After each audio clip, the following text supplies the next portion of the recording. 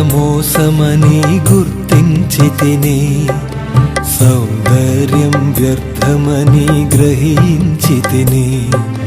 సత్యవాక్యమునకు కనులు తిప్పుకుంటిని, ధనము కంటే గుణమే ప్రధానమంటిని. నెనరుగల నేస్తాన్ని కోరుకుంటిని, తనపైన నమ్మకాన్ని పెంచుకుంటిని. ప్రేమలోని పవిత్రతను పొందుకుంటిని, జ్ఞానమునే ధనముగా మార్చుకుంటిని.